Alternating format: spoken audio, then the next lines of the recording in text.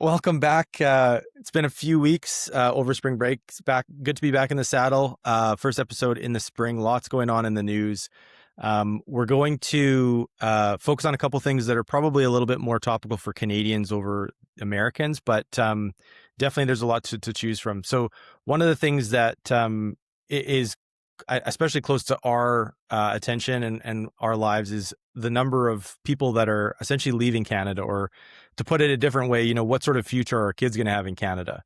And there's been some recent statistics come out, surveys that essentially show that over 40% of the top tier, so most educated, highest earners in Canada, have left Canada over the last 15 years.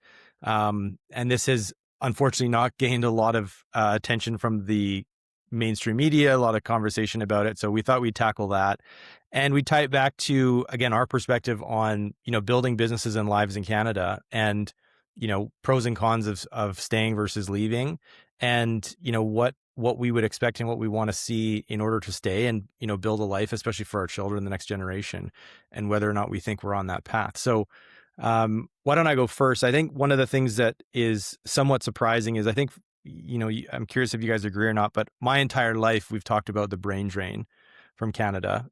We have, objectively strong universities. We have a pretty strong education system from a global perspective. And yet we graduate a ton of people that leave, especially, highly skilled STEM graduates out of places like Waterloo. And they go to the US. They get high paying jobs from good companies in the States, and we lose them. And it's interesting because it's one of these things. It's kind of it's almost like part of the culture of being a Canadian to say, like, yeah, like we just lose a lot of very good people. We graduate a lot of smart people. We have a lot of well-trained, intelligent people that are high earners, and a lot of them leave, and that sucks. And we just need to move on. And I feel like we're getting to a bit of a tipping point, especially with the demographic changes, that we really need to do something about it if this country has a chance of clawing a future for itself. So I don't know. What do you guys think, Mike? Why don't you go first?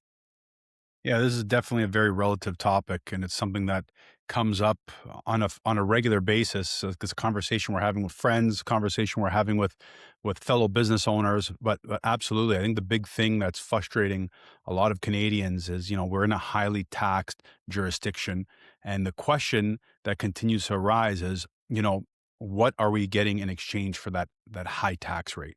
I think that's what's really important. Like, if you're being taxed at such a rate that we are, you come to expect very high quality of living. What does that include? Safety. It includes healthcare, really good healthcare, transit, education, all these sort of things, and those are the sort of things that have been, not necessarily living up to many Canadian standards over the past few years. And I think Canada has been so focused on, and it's becoming like a sore topic, and it's becoming very controversial, is immigration. Canada has been very focused on immigration. They have great incentives for immigrants coming into the country. But the issue is we're not really prioritizing, well, I feel, and some of my peers feel, is they're not prioritizing the Canadians that, were born here or grew up here, contributed to this country, pay high taxes. They're the ones that are not necessarily yielding the benefits that some of the others that aren't contributing are. And that's what's creating a lot of frustration. And the opportunities are out there for these high income, these very ambitious individuals. But oftentimes these opportunities are outside of the country, in a place where they're valued, they can earn their worth, they're taxed at a much more favorable rate. And that is what I think is contributing to this massive brain drain. And it's been increasing year over year. Like Kyle just got back from Panama. Andrew, you were in Turks and Caicos last year. And just the amount of expats that we're seeing. I was in Barbados earlier this year. Mid last year. It's just the amount of expats that are leaving the country for a better lifestyle, for a more favorable tax jurisdiction, and somewhere where they can get ahead. It's becoming scary. Yeah, What do you very think, Andrew? very interesting. Yeah, I've been thinking about this as well. I talked to a lot of peers and friends about this topic. That we don't, I don't think young people are leaving Canada because they don't like the country. I think they still care about the country, right? But many are leaving because they feel the country is giving them fewer reasons to stay, right? The cost of living is moving faster than wages. A lot of younger Canadians cannot own homes, right? Saving money becomes very difficult, and starting a family feels much harder than it did for the generation before them. Um, and then now you throw in the higher taxes, that becomes harder to accept for many young people. They feel like they're just getting less in return. If, for example, housing's unaffordable, public services are strained, career growth feels limited because there's not many jobs and not many opportunities out there. People start asking, what exactly are we, like, what are we paying for? We're paying absurd amount of taxes, but what is that going to?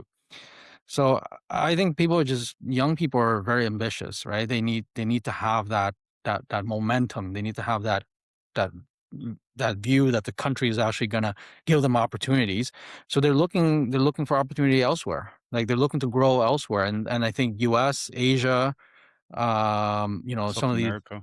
countries are providing them with those opportunities, higher salaries, lower taxes, better upside, right? In industries that are fast moving and interesting, like tech, finance, so Canada's always been stable, but it's not always rewarding for a lot of these young individuals. And I think that's what's really causing a lot of this brain drain. So as soon as they leave, all their peers just start looking elsewhere.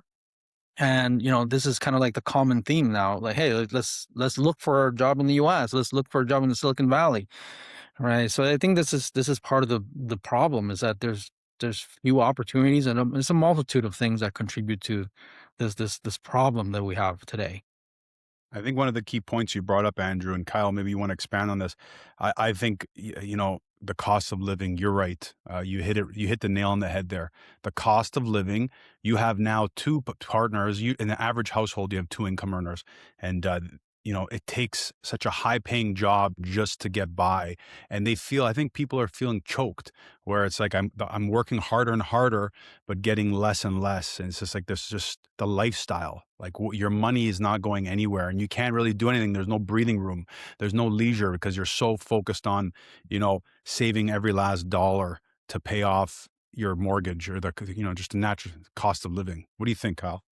Yeah, I wholeheartedly agree. I think it's really fascinating. So we chatted briefly about this offline just before we started, that, the family and I went down to Panama on holiday for spring break. And one of the things that was really surprising, and I guess, you know, was food for thought for my wife, especially, was essentially the difference in lifestyle. We have this mentality, especially in Canada, the US, and Western European countries as well, where we're kind of like chasing the dragon all the time. And, you go to different cultures in different countries where there isn't that cultural imperative. And really they adopt this sort of work to live mentality where they don't really care about, promotions and stuff like the countries are just not built like that. And, it is really interesting, like, you looking back at your younger years where you were really ambitious and you wanted to climb the corporate ladder and you wanted to make a bunch of money, all of us, when we've gotten older and had families and stuff like that, like the priorities kind of shift. And I do think that, personally, we've had conversations about, what do we want to do for the next 10 years? The kids are only going to be young for a certain amount of time, and then they're off to on their own adventure. And so, we do want to maximize, we've decided that we want to try and maximize our time with them. And, that might include, living somewhere where the culture is just slower and it doesn't really care about the stuff that we care about in Canada. And I do think, the statistics, like the data, is really fascinating. Like, I'm a big data person, and I do find it really interesting. And again, I'm trying to empathize for my kids when they get older. They're young now, but other people I know that I play hockey with, their teenager, 20-year-old kids are all leaving because they just want opportunity. And you look at stats, like I pulled up the World Happiness Index. Canada's dropped for the youth. So 15 to 24, it's 71st. Wow. Globally. Like they perceive Canada, or Canada's youth perceive the happiness in Canada as 71st. And it's the total opposite for seniors, for boomers, people 65 and over, it's almost 70%. satisfaction, whereas youth under 34, it's in the low 30s. So it's total opposite. So, it's no surprise that you see, again, some of these young people looking for, stability and opportunity elsewhere. And, the question is like, well, as parents, what is our responsibility to our kids? Like, do we want to, we want to obviously give them the best opportunities, but we also don't want to, feed them into a meat grinder where it clearly there's no opportunity, and, they'd be better off taking maybe a more laissez-faire approach to their lives. So it's a really interesting conundrum, and I don't think anyone before our generation has really had to deal with it.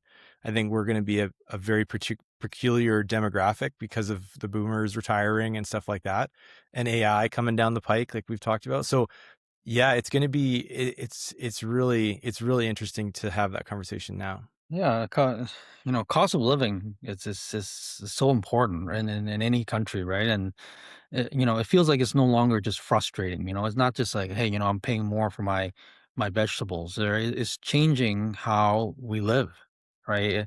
It makes people, like young individuals, delay certain things. It makes them give up on certain things. It's just a lot of pressure. And I think it's all stem from housing being a big expense, and now everything else is starting to go up with the war and everything. And I think it's just the middle. What's interesting is the middle class is really getting squeezed in between, because they're the one who suffers the most, right? They don't benefit from any of the social benefits that the country provides, but they also don't have the security, the financial stability of the wealthy. Or the So mechanisms of the wealthy.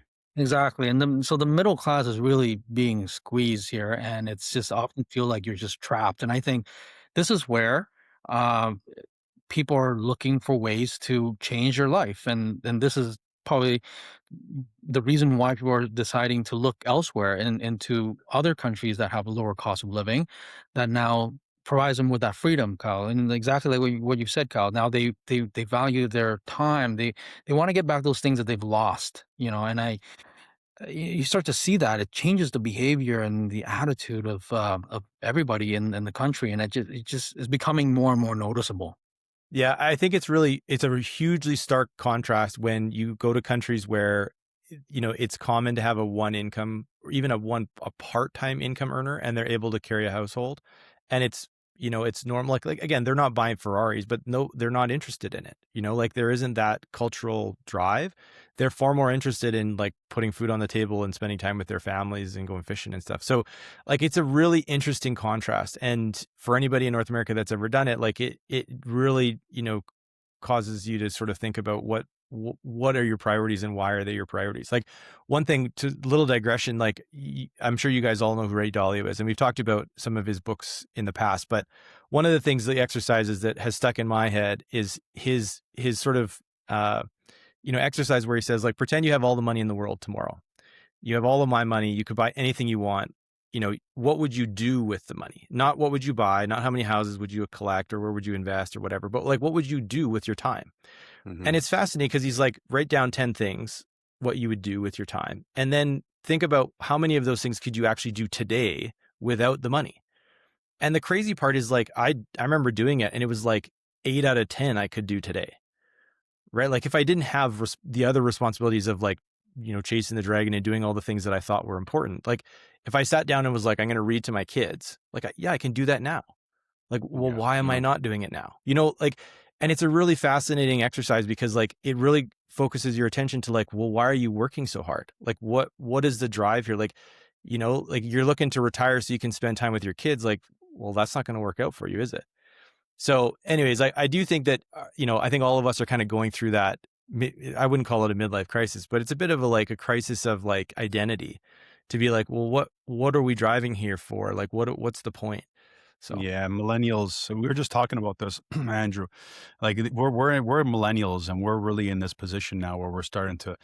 Our perspective is changing. We're aging. We're late 30s, early 40s. We're getting to a point where it's like, yeah, what is this all for? Because it's a grind. It's a grind, and things start to become. And I've been preaching this to Andrew for a long time. Like the materialism wears as you age, and we're coming of that age now where that materialism is really wearing, and it's all about time and experience. money, all the money in the world, it could buy nice stuff. But now we're getting to the point where we see the value in, hey, what we really want this money to buy is time with the ones we love and experiences. And some of those, and you're right, Kyle, like those experiences are simple. Those, they don't have to be anything crazy. So we're really at that point, and we're squeezed in between, kind of the seniors and some of the younger generation, Gen X, Gen Y. They're trying to break into the market. They're grinding. They're trying to buy these houses that are unaffordable. So I could see why their happiness index is down. Individuals that are coming up on retirement, they're okay because they're finally at that point where it's like, hey, I could slow down now. I have a nest egg. My house is worth, a couple $1 million. I have money saved up in the bank. I was able to save money up during times where, inflation wasn't through the roof. They could save money. We're really in this middle point where it's like, we have the houses, but we paid crazy amounts for our housing. We're going through we're going through the high cost of living, trying to save to get to that next generation of retirement. We see how difficult it is to save and how difficult it is to get ahead. So we're starting to have all this self-actualization. You guys are right. We're trying to figure things out now. Like we need to come up with a plan to Yeah, I mean, prioritize our mental health. and I think it's just the way, I guess, the direction of the country and the world that really kind of changes the behavior of our generation in like very unhealthy ways, right? People just start taking on more debts, for housing and other things for For things, stuff. For for stuff. items, right? And they for that reason they have to work longer hours.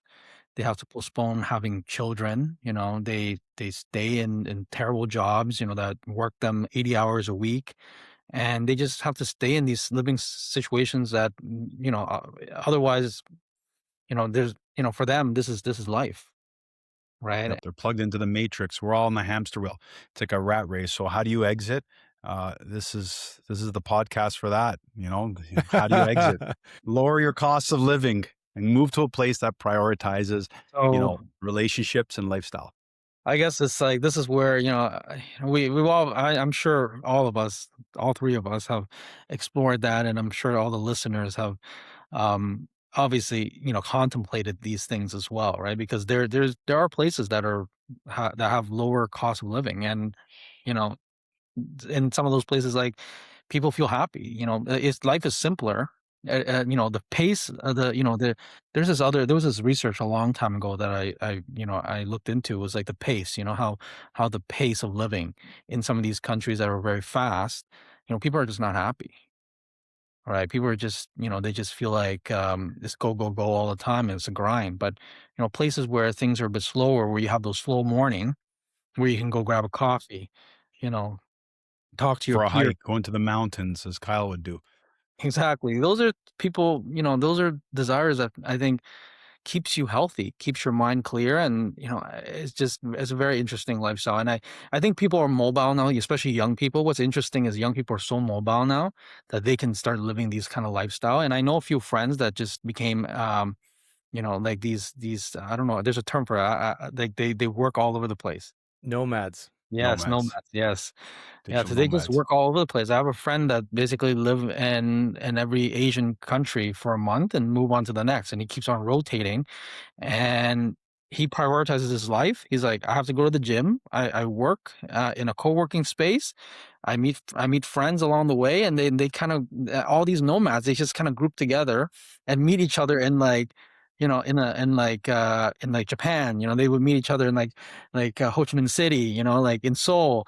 It's like they're so mobile that it's like going to Toronto for us. It's a very, very interesting life, and sometimes I envy that lifestyle because it's so nice. There's not much to worry about, and you just experience everything the world has to offer.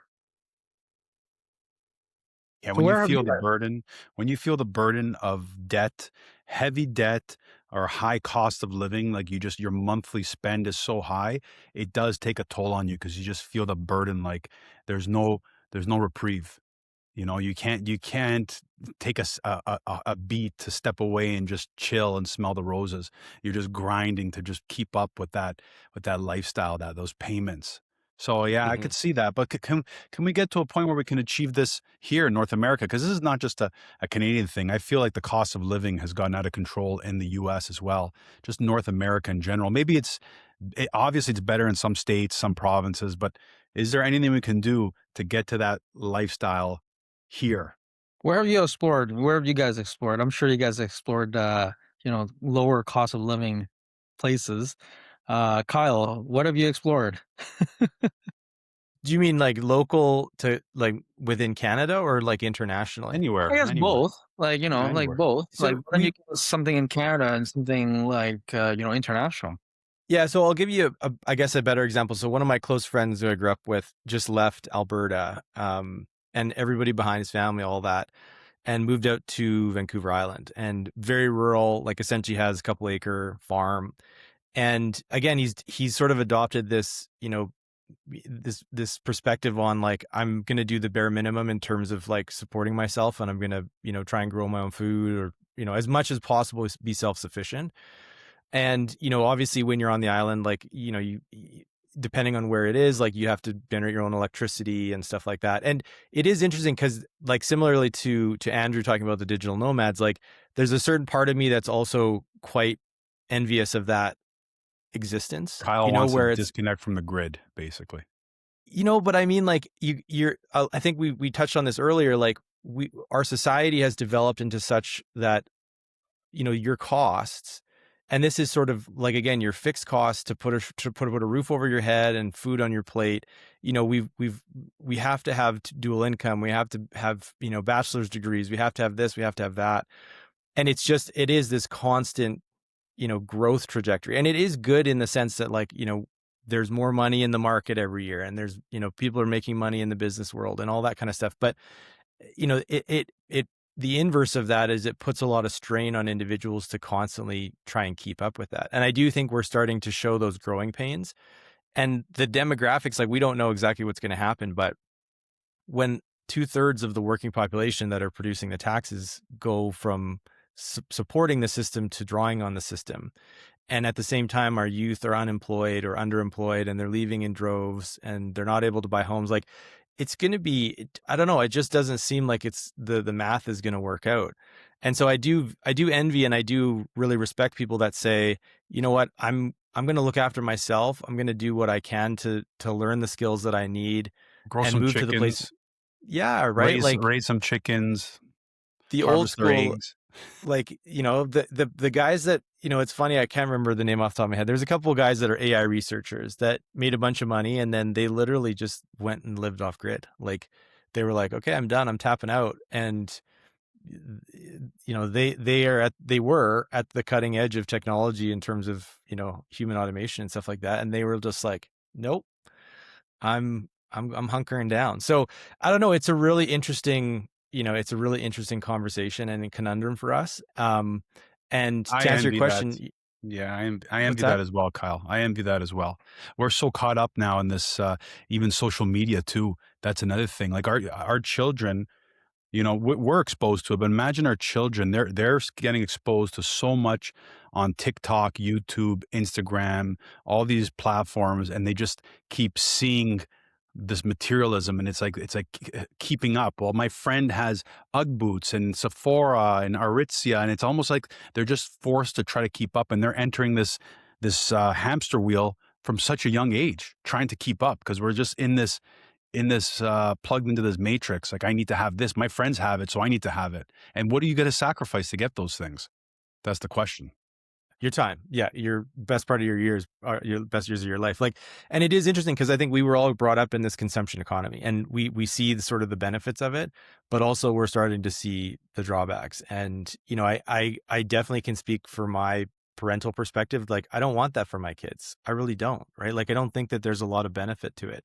So, like, I don't know. I think a lot of us are trying to sort of, like you say, like, can we toe the line without totally disconnecting from the matrix? Like, how can we live a fulfilling life without feeling like we're constantly chasing our own tails? And so anyways, to answer your question, Andrew, like tax wasn't really the main consideration in the research that I've done. And definitely not for my wife. My wife has done far more research than I have, but her main focus is definitely time. It's definitely, cost of living, if you're living in Canada in a northern climate, you're having to, heat your house, you're having to buy a house that's insulated, all that kind of stuff.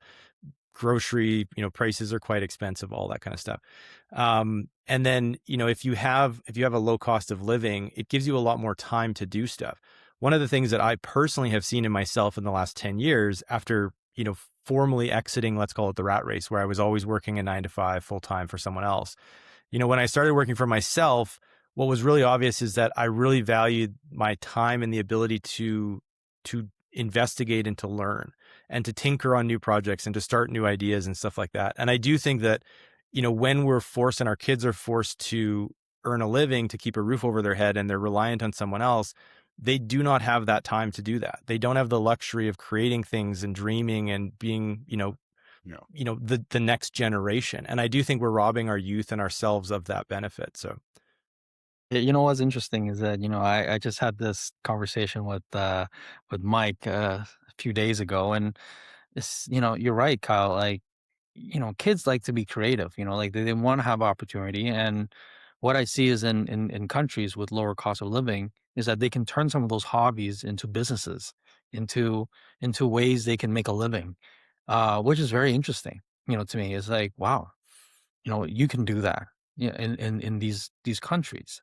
Whereas in Canada, it just feels, even in the US, it feels like you're just constantly have to make that paycheck. Like the it's not really encouraging you to yeah, take those risks, find those hobbies, turn those hobbies into businesses, try to make a living out of the things you love. But instead it's just find that job, find the things that pays you the most, grind it out for however many years, 40 years, 50 years, until retirement, and that's when you can start enjoying your life. That seems like the story here. And Yep. it's just yeah, it's sad in a way because it's robbing the younger generation of that ability to be creative, to explore, to innovate and do things without having to worry about making a paycheck and paying off their student loan, you know, that they coming at them, I so think it's this is it's the common theme. The common theme of this podcast is definitely the cost of living. And what's so funny too? I was just talking to another brokerage owner, and he was talking about how when he started his brokerage, which was about 20 years ago, he says he was able to find so many, brokers that were willing to come and work for commission only. And this is something that we've struggled with, in this new generation of running a brokerage. We've every broker that starts, like Andrew said, and like you said, they're so dependent on a paycheck. The cost of living so high here, they need excessive draws or excessive salaries just to get by. They don't even have the luxury of being creative or pursuing something, starting a business, like Andrew said, or trying a job where, maybe the income isn't great, but, it's something that they want to try pursuing or take time to build up. Like, they say they want to be a broker and there's no commission, there's no salary, it's commission only. They could take that chance to earn very little for a few years, sacrifice to build something bigger, like a book of business that has equity or that can pay you back later. Andrew talked about going to Vietnam and how a lot of individuals were starting up businesses. And it all comes down to, because they're not so constrained by the cost of living. You have time to make decisions, good decisions, not just decisions based on money. Here we're making decisions on, the decision is 90% anchored in how much money am I going to make right off the gate, right out of the gate. I can't be creative. I can't do what I love. I can't take time to pursue something and develop something that doesn't earn income at the onset because I need to make money right away. So this cost of living is really choking us in a number of ways. yeah, exactly. And it's just you see that in the day to day, especially with the younger people, right? Like their their lifestyle, it just is so much more depressing than it was when in Canada like 20 years ago, right? so let's try and turn it around for the conclusion. So we've got half an hour in talking about the terrible state of affairs. What do we think? So one of the things that I'm curious about and trying to stay as apolitical as possible is we're likely going to have a majority government in the federal level. So they have the opportunity to pass legislation without voting on, well, they can vote for themselves. They don't need support from other parties.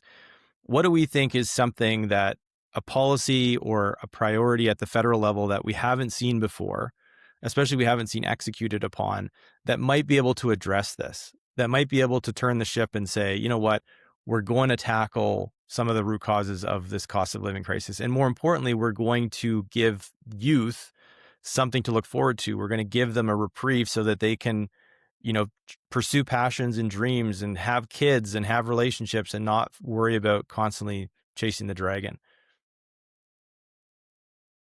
Yeah, I think one thing for sure is we need to address the national debt. We need to address inflation, and that'll in turn trickle down to driving down the cost of some things. And how can we do that? I think we're sitting on a lot of money, and this comes up over and over again. Canada is extremely rich in resources. I think Canada needs to get to a point where there's been so much bureaucracy from the provincial and the federal levels.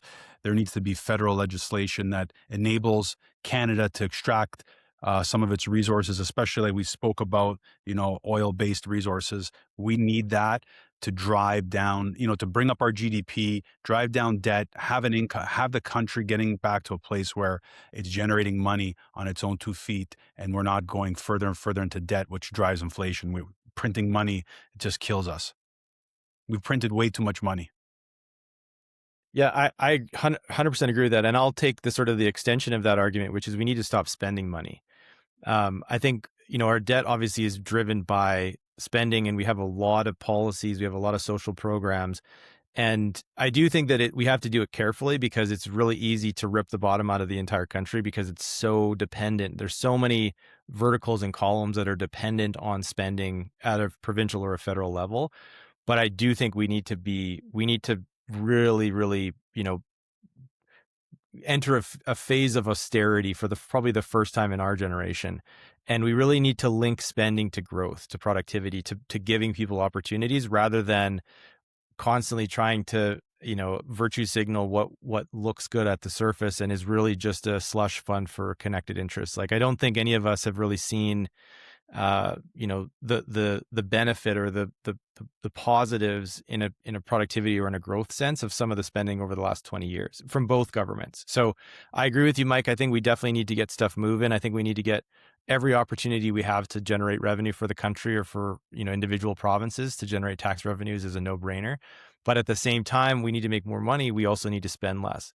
And I 100% agree that spending is definitely driving inflation. Printing money 100% drives inflation. And I think there were a small pocket of people that disagreed with that economic theory maybe 10 or 15 years ago, that we can just keep printing money no matter what. But that's not working. And it's hurting retirees as much as it's hurting youth, because they're on fixed incomes. If things keep going up, you're going to have a poverty crisis amongst, the 2/3 of Canada's population that's retired. So it's not helpful to anybody. Maybe Andrew can take us home from here. But Andrew, look at Canada like a business.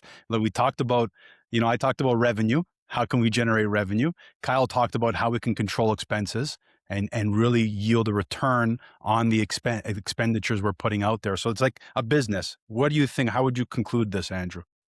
Well, the last piece of the puzzle, I think, is what makes a company great. There's revenue, controlled expenses, and there's culture. Right. I think the last thing is the culture is very important. You need to be, hardworking young people should be able to build a life here in Canada, and they should feel like they're moving forward. Right. Right now, it does not feel like that. Right. Housing has become so unaffordable that it's out of reach for many. But at the same time, it's a balancing act. It's where most of the individuals in Canada have most of their savings locked in into housing. So you need to protect that as well. So it's the young people that bought in at these high prices. So that needs to be protected.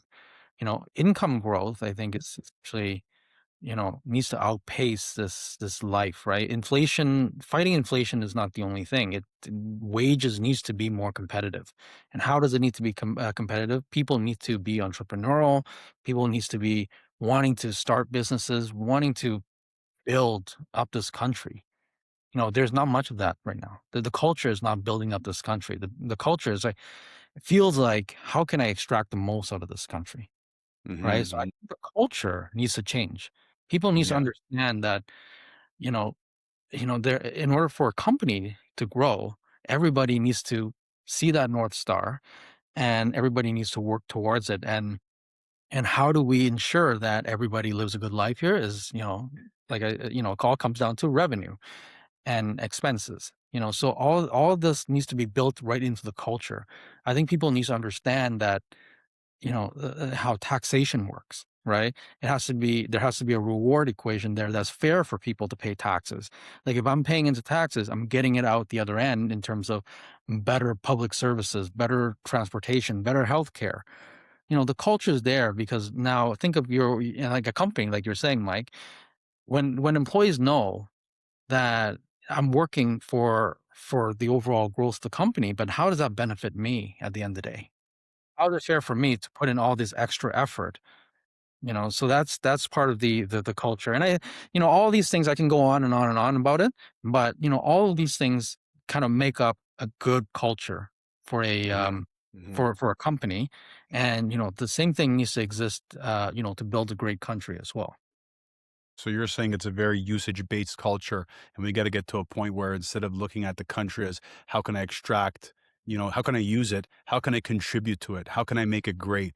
Having hope, like you said, having hope that there's a future for me, and having the pride, being proud to be Canadian. Yeah, just There's like a certain president. yeah. It's not what can my country do for me, but what can I do for my country? There we go. We've come full circle. Back to the Love it. 60s. Awesome. All right. Well, let's wrap there. Thanks for joining us, and we'll probably hear more about this in future episodes. But until then, we'll see you next time.